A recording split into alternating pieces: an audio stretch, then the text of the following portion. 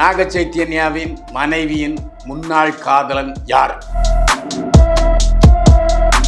ஏயா சும்மாவே இருக்க மாட்டியா? இப்போதானே கல்யாணம் ஆகுது, அதுக்குள்ள பற்ற வச்சுக்கிட்டு இருக்க. குடும்பமே அந்த மாதிரி தான். எல்லாருமே கட்டிய கனவு மாளிகையில் சமந்தா அல்லாமல் புது மனைவியுடன் குடியேற போகிறார் நாக சைத்தன்யா. கோபம் வந்துருச்சு சமந்தாவுக்கு. ஆனால் சமந்தா மாதிரியே நாக சைத்தன்யாவுடைய வருங்கால மனைவி சோவிதா தூலிபாலாவும் அவர் 80% 90% கவர்ச்சி காட்டுவார். சோவிதா தூலிபாலா 1000 ரூபா பொருள் 100 ரூபாய், 100 ரூபா பொருள் 5 ரூபாய். ஆமாங்க, உங்கள் கிங் டிவி 200 கோடி பார்வையாளர்களை கடந்து பயணிப்பதால் யூடியூப் ஷாப்பிங் அனுபவத்தை கொடுத்திருக்கிறது. பிளிப்கார்ட், மிந்த்ராவில் 90% ஆஃபர், 70% ஆஃபர், 60% ஆஃபர்னு நம்ம கிங் டிவி வியூவர்ஸ்க்கு அள்ளி தராங்க. இதில் டேக் ப்ராடக்ட்ங்கிற இடத்தை கிளிக் பண்ணுங்க. உங்களுக்கு பிடிச்ச ப்ராடக்டை இன்றே ஆர்டர் செய்து இந்த சந்தோஷத்தை கொண்டாடுங்கள். என்னை வாழ வைத்துக் கொண்டிருக்கும் யூடியூப் சேனல் நேயர்களுக்கு நன்றியும் வணக்கமும். கிங் 24x7 சேனல் நேயர்களே, போற்றுவார் போற்றட்டும், புழுதிவாரை தூற்றுவார் தூற்றட்டும், என் கடன் உண்மை செய்திகளை உறக்கச் சொல்வது. நாக சைத்தன்யாவின் மனைவியின் முன்னாள் காதலன் யார்? ஏயா சும்மாவே இருக்க மாட்டியா? இப்போதானே கல்யாணம் ஆகுது, அதுக்குள்ளே பற்ற வச்சுக்கிட்டு இருக்க. கல்யாணம் ஆனப்புற சொல்லியா? கல்யாணம் ஆறதுக்கு முன்னாடியே சொல்கிறிய. உங்கள் மைண்ட் வாய்ஸு எல்லாம் எனக்கு கேட்குது. ஆனாலும் நேயர்களுக்கு சில தெரியாத விஷயங்களை, இந்த மாதிரி வில்லங்கமான விஷயங்களை சொல்கிறது நம்ம கடமை தானே. அந்த அடிப்படையில் சொல்கிறேன். உண்மையிலும் உண்மை. நாக சைத்தன்யா இவர் யாருன்னு உங்களுக்கு தெரியும். தெரியலனாலும் ஒரு சின்ன முன்னேற்றம். தெலுங்கு சூப்பர் ஸ்டார்களில் ஒருவரான நாகேஸ்வர ராவின் பேரன் நாக சைத்தன்யா. நாக சைத்தன்யாவோட அப்பா நாகார்ஜுனா. இவர் தான் நாகேஸ்வர ராவுடைய மகன். குடும்பமே அந்த மாதிரி தான். ஐயோ, அந்த மாதிரி தப்பு நினைக்காதீங்க. ஏதாவது எல்லாருமே விவாகரத்து பண்ணி அப்புறம் கல்யாணம் பண்ணிட்டவங்க. நம்ம நாகார்ஜுனா இருக்கார், அவரும் ஒரு மிகப்பெரிய தொழிலதிபருடைய மகளை திருமணம் செய்து கொண்டார். குழந்தை இருக்கிறது. அந்த குழந்தை இப்போ பெரிய பையனாகி நடிச்சிக்கிட்டு இருக்காரு. அதுக்கப்புறம் அந்த மனைவியை விவாகரத்து செய்துவிட்டு நடிகை அமலாவை திருமணம் செய்து கொண்டார். அமலாவுக்கும் நாகார்ஜுனுக்கும் குழந்தை இருக்கிறது. அதுவும் சினிமாவில் குழந்தை நட்சத்திரமாக நடித்தது. இப்போது நாக சைத்தன்யா தன்னுடன் நடித்த சமந்தாவை காதலித்து திருமணம் செய்து கொண்டார். ஆனால் சமந்தா நடிகையாக இருக்கும்போது பல நடிகையுடன் கிசுகிசுக்கப்பட்டவர். அதில் எந்த சந்தேகமே இல்லை. அவர் பல்லாவரத்தில் பிறந்தவர், தமிழச்சி, கிறிஸ்தவர். ஆனாலும் இந்துவாக மாறி நாக சைத்தன்யாவை திருமணம் செய்து கொண்டார். இதில் நடிகைகளுடைய ஃபேஷன் அல்லது லட்சியம் என்னென்னா, ஆடிய காலும் பாடிய வாயும் சும்மா இருக்காது. ஒரு அம்மா டான்ஸ் ஆடிட்டு இருந்தாங்கன்னா, பரதநாட்டியம் தான் ஆடிட்டே இருப்பாங்க. குழந்தை பெற்ற பிறகு தன்னால் நிறுத்தினா தான் உண்டு. இல்லைன்னா மறுபடியும் பரதநாட்டியம் ஆரம்பிச்சிடுவாங்க. அப்படி ஒன்று. இப்போ நான்லாம் இருக்கேன், 40 வருஷமாக இந்த கிசு சொல்லிகிட்டே இருக்கேன். எப்போ ஓயும்? நான் மறைந்ததுக்கு பிறகு தான் ஓயும். பிறவிக்கணும். அந்த அடிப்படையில் ஏன் அவர்களுக்கு திருமண முறிவு ஏற்பட்டதுங்கிறதுக்கு நிறைய பேருக்கு சரியான காரணம் புரியலை. முதல் காரணம், நாக சைத்தன்யாவுடைய தாத்தா நாகேஸ்வர ராவுக்கு கிட்டத்தட்ட 2000 கோடி ரூபாய்க்கு சொத்து இருக்குது. 2000 கோடி சொத்து ரூபான்னா, எம்ஜிஆர் சிவாஜி காலத்தில் இங்கே எம்ஜிஆர் சிவாஜி எப்படி இருந்தாங்களோ அதே மாதிரி அங்கே நாகேஸ்வர ராவும் என்டி ராமாராவும் இருந்தாங்க. என்டி ராமாராவ் ஆந்திர முதலமைச்சர் ஆகிவிட்டார். நாகேஸ்வர ராவ் குடும்பஸ்தான் ஆகிவிட்டார். அப்படிப்பட்ட சூழ்நிலையில் முதல்ல ஏமா நம்ம குடும்பத்தில் ஏகப்பட்ட சொத்து இருக்குது, நாம் நடிச்சு தான் பிழைக்கணுங்கிறதில்ல, நீ நடிக்கக்கூடாது என்று நாக சைத்தன்யா குடும்பத்தில் தெரிவித்தாங்க. No no no no no, நான் கல்யாணத்தை வேண்டாம் நிறுத்திடுவேன்னு தவிர நடிக்கவே செய்வேன்னு சொல்லிட்டார்.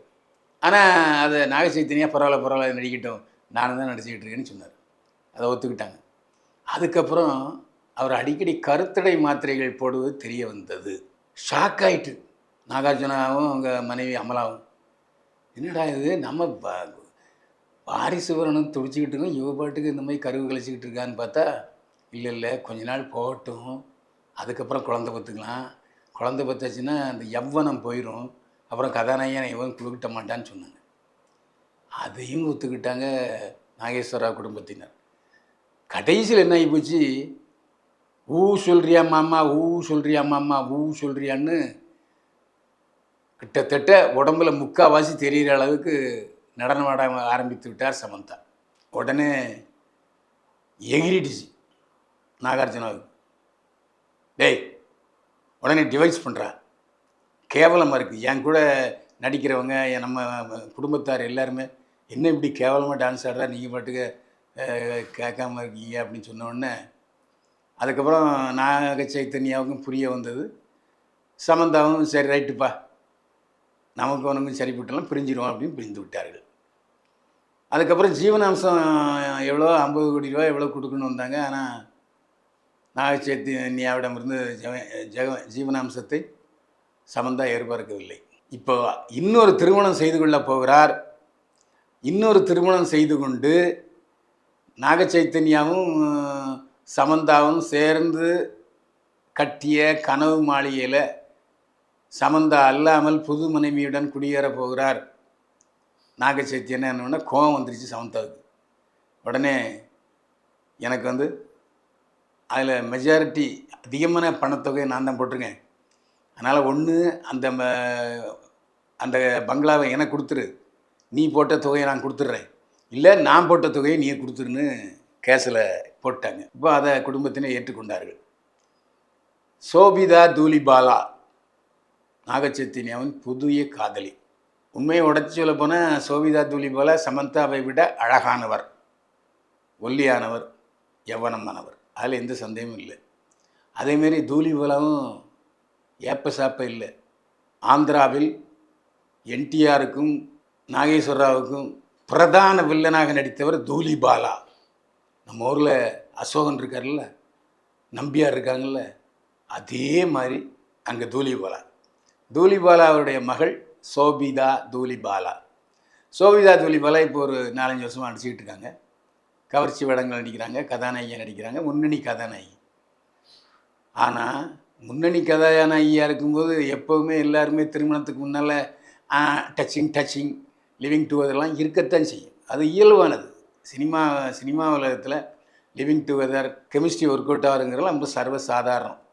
அந்த அடிப்படையில் சோபிதா தூலிபாலாவுக்கு முன்னாள் காதலன் உண்டு. அவரே திருமணம் செய்து கொள்வதாக தீர்மானித்திருந்தார். ஆனால் பிரேக்கப் ஆகிடுச்சு. அவர் பேர் பிரணவ் மிஸ்ரா, ஹியூமன் பிராண்டின் நிர்வாக அதிகாரி. டப்பு எக்கச்சக்கம். அப்பேற்பட்டவர் தானே சாதாரணமாக நடிகையை காதலிப்பாங்க. சாதாரண நடிகை எப்போ சாப்பை யாரையும் காதலிக்க மாட்டாங்க. பெரிய கோடீஸ்வரர் தான் பிரணவ் மிஸ்ரா. அவருடன் காதலித்தார். சோபிதா தூலிபாலா அவருடன் லிவிங் டுகெதர் வாழ்க்கை வாழ்ந்ததாக ஆந்திர பத்திரிகைகள் பெரும்பாலும் எழுதி தள்ளின. அதையெல்லாம் கண்டுகொள்ளவே இல்லை. இப்போது திருமணம் நடக்கப் போகிற சமயத்தில் சோபிதா தூலிபாலா பிரணவ் மிஸ்ராவோட லிவிங் டுகெதர் வாழ்க்கை வாழ்ந்தார் என்ற விவரங்களை ஃபோட்டோ ஆதாரங்களுடன் தெலுங்கு பத்திரிகைகள் தொடர்ந்து வெளியிட்டு கொண்டிருக்கின்றன. ஆனாலும் சோபிதா தூலிபாலாவை திருமணம் செய்வது என்ற முடிவில் இருக்கிறார் நாக சைத்தன்யா. ஆனால் சமந்தா மாதிரியே நாக சைத்தன்யாவுடைய வருங்கால மனைவி சோபிதா தூலிபாலாவும் கவர்ச்சியாக நடிக்க தயங்க மாட்டார். டைரக்டர் எவ்வளோ சொல்கிறாரோ அவர் 80% 90% கவர்ச்சி காட்டுவார் சோபிதா தூலிபாலா.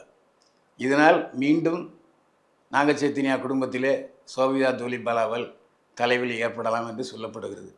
சமந்தாவும் ஏற்கனவே லிவிங் டுகெதர் வாழ்க்கை வாழ்ந்தவர் தான். சமந்தாவும் சித்தார்த்தும் லிவிங் டுகெதர் வாழ்க்கை வாழ்ந்தார்கள். சமந்தா சாதாரண குடும்பத்திலே பிறந்த ஒரு ஏழை நடுத்தர பெண். கிறிஸ்தவ குடும்பத்தை சேர்ந்தவர், பல்லாவரத்தை சேர்ந்தவர். தமிழில் அறிமுகமாகி அப்புறம் தெலுங்கில் சூப்பர் ஹிட் படங்களை கொடுத்தாரு. அதுக்கப்புறம் நிறைய வெற்றி படங்களில் நடித்தார் சமந்தா. இத்தனைக்கும் சமந்தா வந்து தமிழில் ஒப்பீடு என்று சொன்னால் சரிதாவை சொல்லலாம். சரிதா வந்து அந்த காலத்தில் சட்டி மூஞ்சின்னு தான் சொல்லுவாங்க. ஆனால் சரிதா வந்து நடிக்க ஆரம்பித்தா நடிப்பு ராட்சசி என்று சொல்கிற அளவுக்கு நன்றாக நடிப்பார். அதேமாதிரி சமந்தாவுடைய சிரிப்பு வந்து கேஆர் விஜயாவுடைய சிரிப்பு, புன்னகை அரசி. சமந்தா சிரித்தா போதும் எவனும் கவர்ந்துருவான்.